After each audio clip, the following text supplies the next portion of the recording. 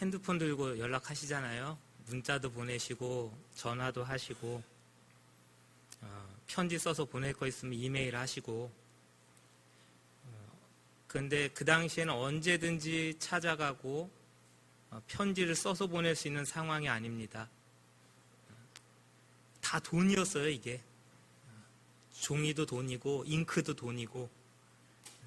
그래서 함부로 막 써서 보낼 수 있는 상황도 아니고, 지금처럼 택배가 있는 것도 아니고 우체부가 있는 것도 아니고, 누군가 믿을 만한 사람 손에 들려서 발로 뛴 거예요.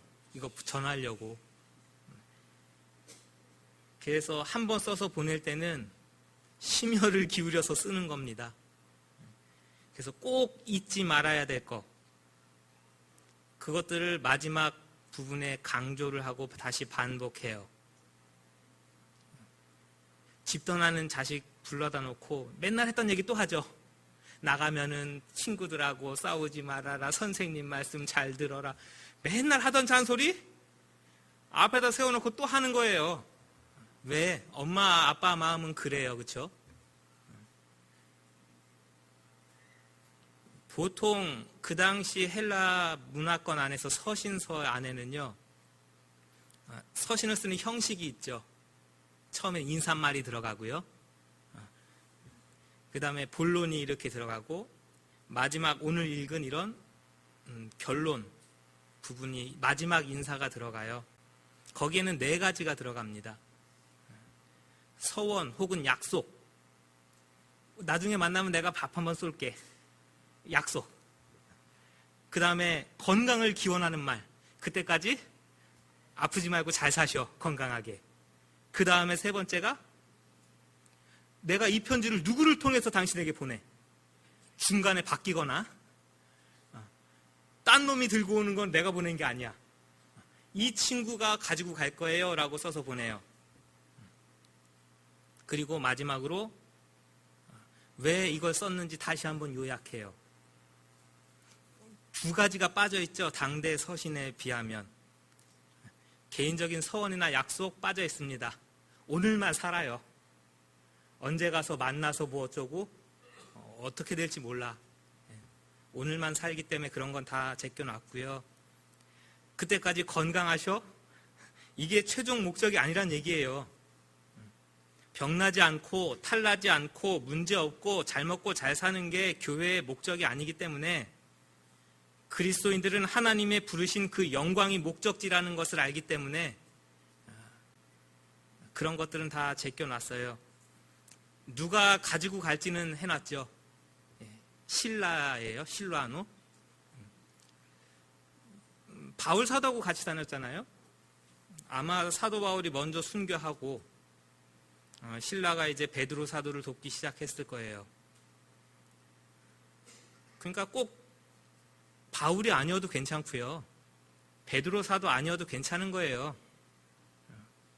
하나님의 사역은 누군가의 그런 조력자를 통해서도 이렇게 서신이 오고 갔고, 그렇죠? 누군가는 부르면 대신 써주는 일로 성경책을 기록해서 남겼고, 하나님 나라의 좋은 일꾼들 되시기 바랍니다. 이름 없어도 괜찮고 빛이 없어도 괜찮습니다. 자, 왜 썼는지를 분명하게 보여주는 게 12절입니다. 우리 다 같이 한번 읽어볼까요? 12절이에요. 시작.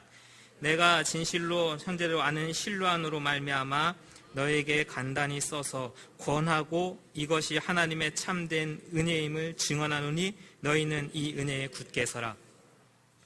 두 개의 분사가 and로 연결되어 있는 거예요. 왜 썼느냐? 첫 번째, 우리나라 말로는 떨어져 있어요. 권하고 증언하다예요. 내가 이걸 왜 썼느냐? 첫 번째 권하기 위해서, 두 번째 증언하기 위해서예요. 그 2가지가 핵심입니다. 권하다라고 돼 있으니까 우리말로는 조금 애석하죠. 이해가 한 번에 안 되니까. 그래서 제 성경책은 빨간색으로 다시 적어놨어요. 위로 격려, 위로 격려하고 빨간 펜으로 적어놨답니다. 그게 권면이라는 뜻이에요. 권하고 라고 번역해 놓은 거죠. 왜 썼느냐? 베드로전서가 위로의 서신으로 불리기도 합니다. 로마에 살면서 외국인 같아요. 이 땅을 지나가면서 고난받아요. 예수님이 가신 길을 선한 양심을 따라서 함께 걸어가요. 그런데 예수님이 끝까지 그 길을 가도록 친히 목자가 되어서 우리를 도와주십니다. 이것이 하늘의 위로여 격려인 줄로 아시기 바랍니다. 그래서 1번, 우리는 하나님의 말씀을 통해서 위로받고 격려받는 거예요. 그리고 우리 교회 안에서 우리 성도와 우리 온 교회는 서로 이렇게 위로하고 격려하시기 바랍니다. 자랑하는 게 아니고 누구 뒤에서 누구 딴 사람 얘기하는 거 아니고 우리는 서로 위로하고 격려하는 거예요. 그러면서 함께 가는 겁니다. 그 참된 이렇게 위로하는 거에 교회를 위로하는 거 힘드시죠? 그러나 잘 가고 계세요. 신앙인으로 살아가는 거 어렵죠? 그러나 그게 영광의 길이래요. 힘내시고 잘하고 계십니다. 이게 베드로 사도가 교회에게 하고 싶은 위로고 격려예요. 두 번째, 증언하는 거예요. 뭘 증언하고 싶으냐, 뭐를 확증하고 싶으냐 했을 땐 참된 은혜예요. 도대체 뭐가 은혜냐 하는 거죠. 너희는 이 은혜에 굳게 서래요. 새벽 예배 때도 이거 하면서 이 은혜가 도대체 뭐야? 이 은혜가 뭐예요? 이 은혜가 뭔지 알아야 이 위에 굳게 설 거 아닙니까? 근데 성경이 이런 식으로 기록되어 있어요. 이게 대명사로 딱 하니 이 은혜 하고 써 있으니까 찾아내야 돼요. 이 은혜가 뭔지. 그래서 크게는 세 가지입니다. 뭔지는 저 위에 올라가서 베드로 사도를 만난 다음에 직접 물어볼 거예요. 이 땅에서 사람들은 머리를 맞대고 싸우는데 세 가지 정도로 결론을 도출해내요. 1번, 이 은혜라고 한 것은 베드로 전서 전체 이야기를 말하는 거다. 이게 지금 은혜, 하나님의 은혜에 대한 이야기다. 두 번째, 골라 잡으세요. 2번, 베드로 전서 안에 은혜라는 말이 10번 나옵니다. 1장 2절, 10절, 1장 10절, 임할 은혜, 13절, 가져다 주실 은혜, 또 있죠. 이제 2장으로 가시면요. 2장 19절, 20절에 아름다우나라고 되어 있는 거 다 은혜, 다 카리스 똑같은 거예요. 13절에 보면 생명의 은혜, 3장 7절 생명의 은혜, 뭐 계속 은혜예요. 은혜. 5장이 제일 많아요. 4장 10절에도 여러 가지 은혜. 5장 5절도 은혜. 10절도 은혜. 12절도 은혜. 다 은혜.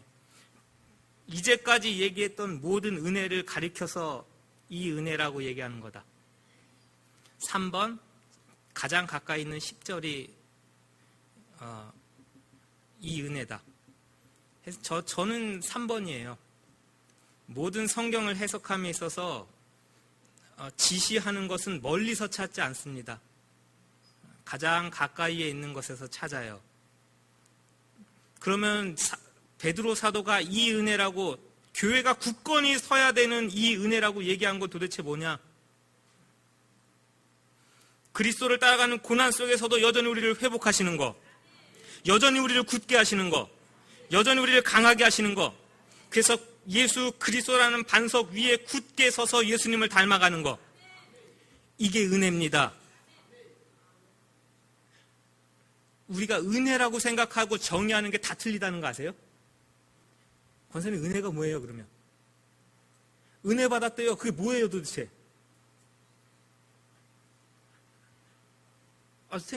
은혜 받았대요.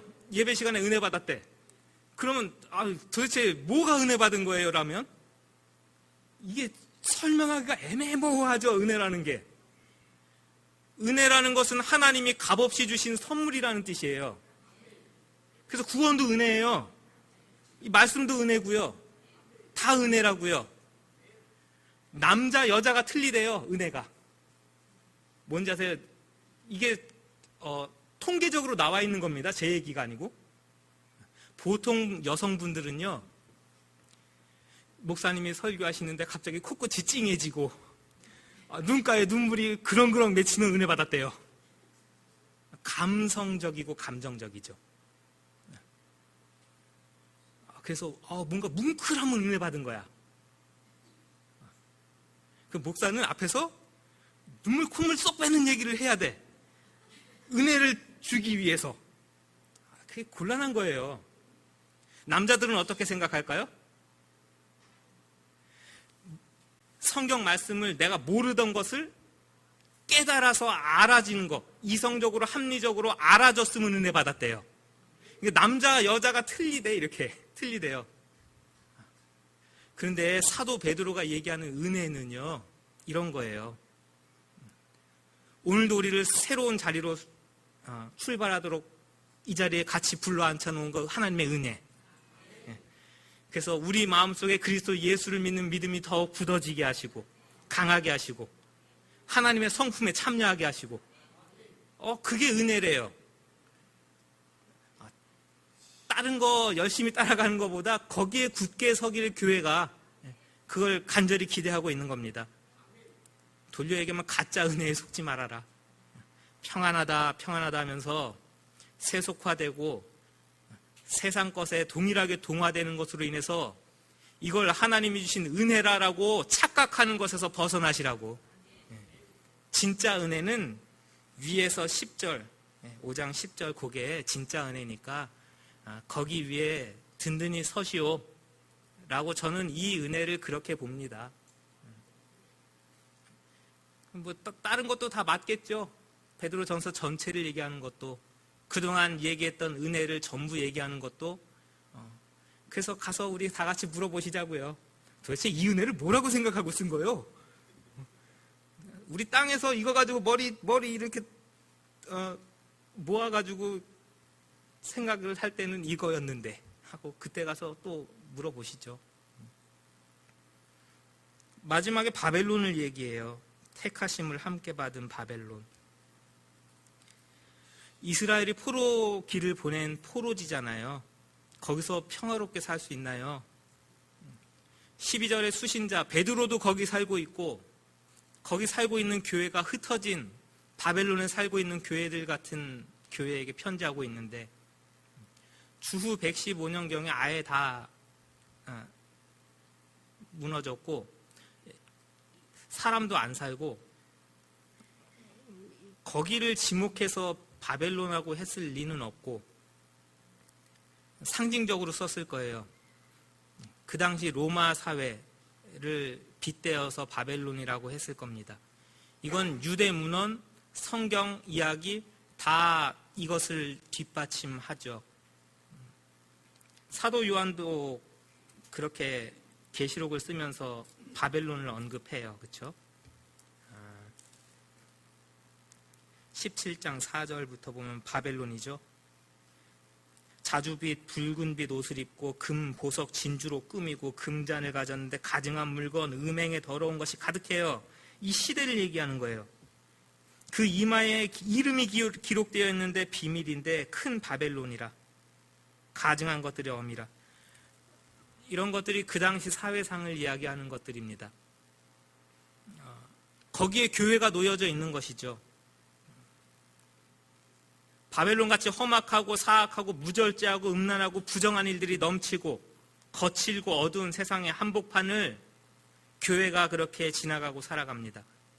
그게 당시 로마 시대의 교회고 오늘날 한국 사회의 안의 교회이고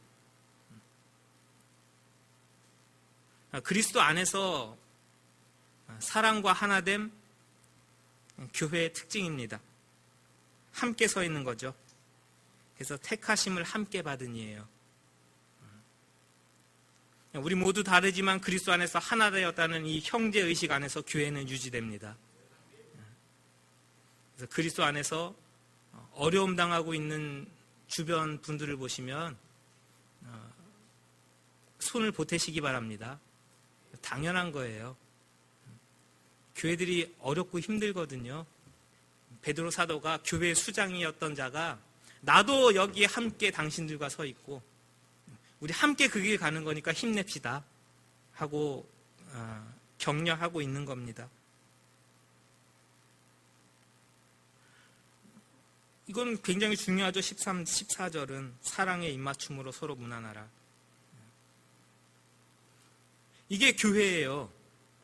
아무렇지도 않게 사랑의 입맞춤으로 서로 무난하라, 인사 잘하라 이런 표현으로 생각하면 안 되고요. 주로 손등이나 뽀뽀 아니면은 이렇게 부둥켜 안고 서양식 인사죠. 볼 이거 쪽쪽 가족끼리 했고요. 사회적, 경제적으로, 문화적으로 친구 관계, 동등한 관계 안에서 이렇게 서로 입맞춤을 한 겁니다. 근데 교회 안에서는 이런 구분들을 다 뛰어넘어서 그리스도 안에서 서로 입맞추고 무난하는 것이 교회와 성도된 하나된 모습이라는 것을 기억하시기 바랍니다. 그 당시엔 다 나눴다고요. 다 나눴어요. 종과 주인은 입맞춤 안 해요. 못 해요. 어떻게 이게 같아져요? 사장과 직원이 어떻게 같아요? 명쾌하게 구분이 있는 거예요. 대학원 졸업자하고 초등학교 졸업자하고 어떻게 같아요? 이거는 입맞춤이 안 되는 거예요. 사회에 나가면. 그러나 교회는 틀리다고요. 교회는 그리스도 안에서 한 형제된 겁니다. 그래서 학력이 높고 낮음을 다 떠나서 이분이에요. 공동 같아진 겁니다. 그래서 서로 사랑의 입맞춤으로 무난할 수 있는 거예요. 나이가 많고 적음의 문제가 아니에요. 같이 같아져서 한 형제 자매 된 거라고요. 돈이 많고 적음의 문제를 떠나서요. 이 안에서는 다 같이 하나 된 것이라고요. 이게 로마 사회와는 전혀 다른 하나님의 공동체가 이 땅 위에 세워졌습니다라는 표시예요. 그것을 세상 안에 분명하게 보여줄 수 있어야 된다, 교회는. 그래서 이 안에서 서로 파 나누지 말고 편 나누지 말고 그리스도 안에서 아름답게 하나 된 모습을 보여줌으로 세상 안에 교회라는 것은 이래요라는 것을 보여줄 수 있어야 된다. 그거 마지막에 그렇게 권하고 있는 겁니다. 우리 교회가 그렇게 아름다운 교회 되길 간절히 원합니다. 절대 편 나누고 파 나누지 마십시오. 가진 것 가지고 나누지 마시고 있는 것 가지고 나누지 마시고 없다고 무시하지 마시고 우린 다 같이 그리스도 안에서 이렇게 한 형제 된 것입니다. 이거는 저를 가르치시던 지금도 공동서신 마태복음을 가르치는 교수님이 이렇게 적어놨더라고요. 베드로전서의 첫 문장은 베드로로 시작하고 페트라로 시작하고 페트로스. 마지막 베드로전서의 마지막 문장은 그리스도예요. 그리스도. 반석이신 예수 그리스도. 이것을 강조하기 위해서 베드로전서를 이렇게 처음 시작하는 단어와 마지막 단어를 이렇게 썼을까? 이것도 가서 물어볼 것 같아요. 몰라요. 그냥 그렇게 추측하는 것이죠. 중요한 거는 이거예요. 교회는 무엇이냐? 교회는 도대체 무엇이냐? 마지막 절에요. 그리스도 안에 있는 너희 모두예요. 그리스도 안에 있는 너희 모두. 유대인, 이방인 아니에요. 그리스도 안에 있다면 너희 모두예요. 남자, 여자, 종이나 자유인이나 아니에요. 그리스도 안에 있는 너희 모두예요. 그리스도 안에 있다는 것은 도대체 뭔지를 그러면 얘기를 해야죠. 우리가 그리스도 예수 안에 있다는 건 도대체 뭐예요?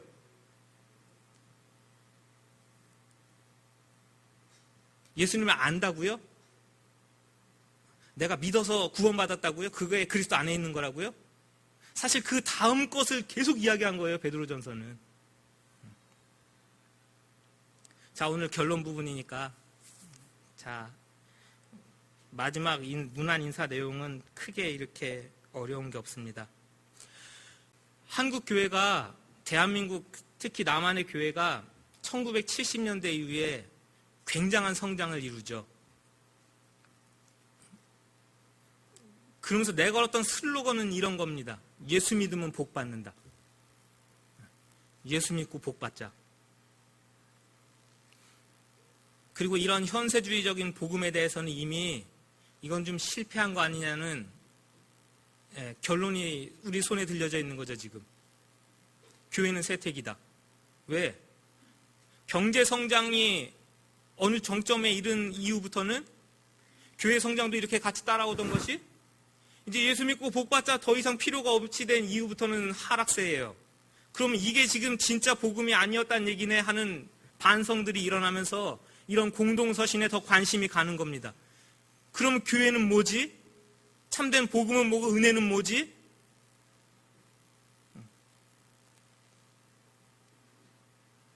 교회는 세상 한가운데서 그리스도의 십자가와 하나님의 이름을 짊어지고 있는 공동체라고요. 짠맛을 잃으면 밟혀지는 것은 당연한 이치입니다. 그럼 뭐가 잘못된 거예요? 복음은 그리스도 예수 자체입니다. 예수 믿어서 세상에서 무엇이 되거나 무엇이 얻어지는 것이 복음이 아니었다고요. 그리스도를 내 안에 받고 그 예수님과 연합하고 그분과 같은 길을 가는 게 복음이라고요.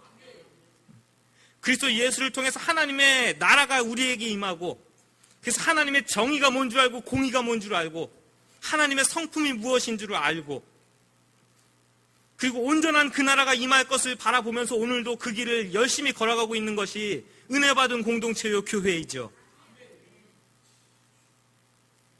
우리에게 복음은 이 땅에서 썩지 않을 영원할 것을 이미 받았다는 겁니다. 이게 복음이에요.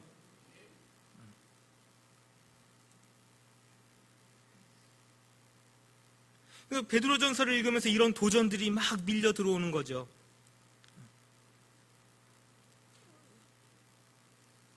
예수님이 누구신가? 믿어서 우리를 죄 사함을 얻게 하시는 아주 고마운 분? 오케이. 우리가 믿었어요. 교회 다닌대요. 신앙생활 했대요. 우리가 거듭난 다음에 예수님과 뭘 하고 있는가는 왜 관심이 없냐 그거죠.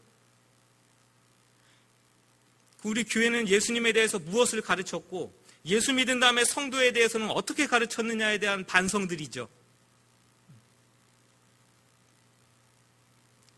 예수 믿고 복받아서 망하는 길로 간 예가 성경에 얼마든지 있습니다. 대표적인 예가 구약의 이스라엘 아니에요? 복 안 받았습니까? 아담과 하와가 복 안 받았나요?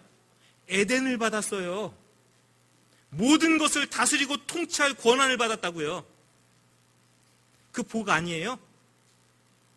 안 망했습니까? 이스라엘 백성들이 건진받은 것 자체가 은혜요 복이에요. 광야를 지나면서 만나를 먹은 거 복이에요. 은혜예요. 반석에서 물이 나게 하셔서 먹게 하셨어요. 은혜 받고 살았어요. 신발이 옷이 안 해지게 은혜 받고 다녔다고요. 우리가 너무나 간절히 원하고 소망하는 은혜와 복도 받았죠. 땅 받았잖아요. 아니에요? 나라 받았고 땅 받았어요. 하나님이 친히 분배해 주셨어요. 이렇게 하나님이 물리치시고 쫓아내셔가지고 주셨다고요. 그 안에 들어가서 그들이 원했던 게 뭔지 아세요? 우리도 세상 나라와 같게 하소서. 우리에게 왕을 주소서. 그 은혜와 복 받고요. 세상을 사모하다가 그 땅에서 망하고 아수르에 망하고 바벨론에 멸망하면서 포로로 끌려가고 안 망했다고요? 망했지? 우리가 기대하고 예수님을 믿고 하나님을 알고 받은 수많은 복으로 그렇게 망하는 길을 갈 수 있다고요. 그래서 그게 복음이 아니에요 라는 것을 사도 베드로는 그냥 침을 튀기면서 저처럼 지금 얘기하는 겁니다. 예수님을 알았습니까? 하나님을 아셨습니까? 예수님이 가신 길을 아셨나요? 그 길이 닫아진 길을 아셨습니까? 그러면 죄악에서 부름받은 교회와 성도들이여, 선한 양심의 배를 타고 우리도 힘내서 그 영광의 길까지 다다릅시다. 이게 베드로 사도가 이야기하는 구원과 교회의 모습이에요.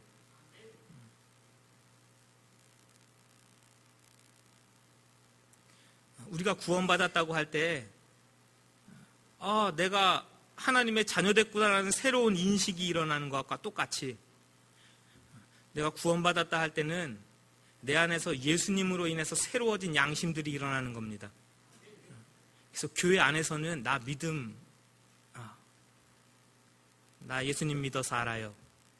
그러나 세상 밖에서는, 가정에서는, 나라 안에서는, 직장 안에서는 하나님의 선한 양심으로 세상을 대하면서 그렇게 오늘도 한 걸음 한 걸음 나아가는 공동체가 교회입니다. 이 땅에서 이렇게 체류하는 외국인처럼, 때로는 전쟁하는, 전투하는 교회처럼 그렇게 살아가는 것이 교회예요. 이 땅이 추구하는 복에 영원히 뿌리 내리고 살 것처럼 생각하는 교회들에게요, 그게 복이 전부라고 얘기하고 생각하고 살아가는 교회들에게요, 깨라고요. 좀 정신 차리고 깨고, 그것들은 다 불에 탈 것들이고 남지 않을 것들이니까요, 거기서 뿌리낼 생각하지 말고 짐 싸서요, 그리스도를 따르는 새로운 출애굽의 길로 들어서고 십자가의 길을 따르라고요. 잘 가고 있는 분들에게는 위로와 격려와 박수를 보내고 있고요, 턱 퍼져가지고 그게 전부인 양 살아가고 있는 자들에게는 호통을 치고 있는 게 베드로 전서입니다. 우리 교회가 들을 귀가 있으면 좋겠어요. 그래서 교회가 뭔지 아셔야 돼요. 어디를 향해 가고 있는지 아셔야 되고요, 우리가 간절히 추구할 바는 뭔지가 분명해야 돼요. 우리 이거 놓치는 순간 목사도 별 수 없어요. 이 땅에 살아가는 거에 눈 가는 건요, 이거는 남녀노소 구분 없이 솔직하게 마음이 가는 거예요. 그러면서 그거 바라보면서 있냐 없냐를 따지면서 속상하기 시작하면요, 은혜고 뭐고 없어져요. 그래서 저 여러분 모두가 항상 이렇게 말씀 봐야 되는 게 맞아요.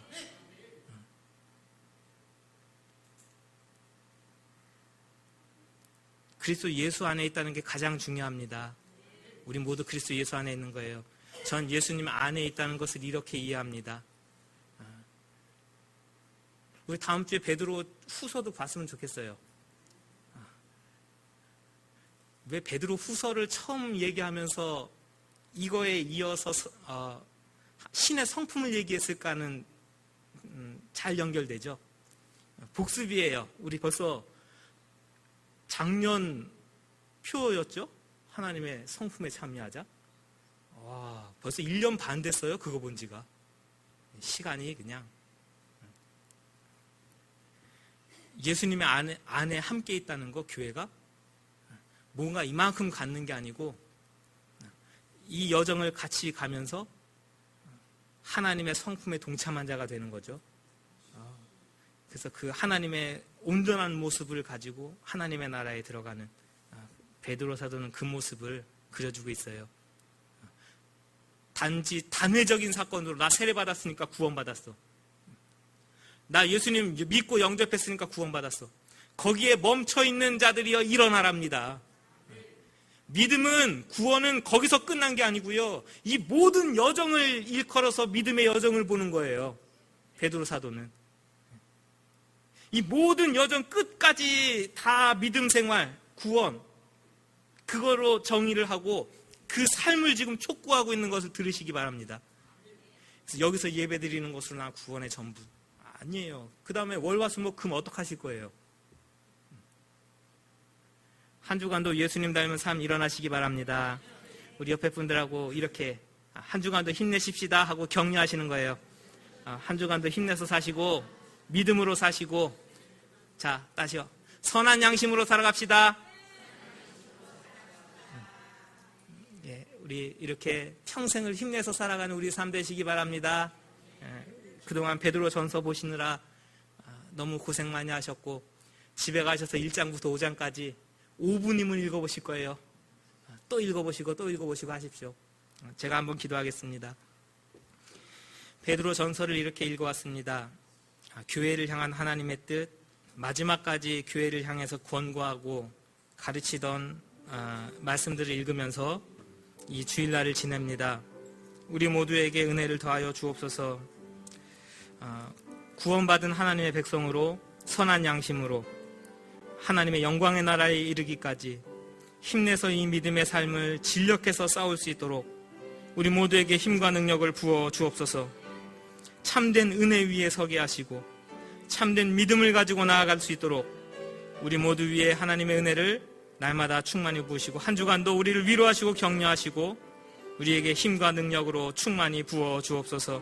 예수님의 이름으로 기도하옵나이다. 아멘.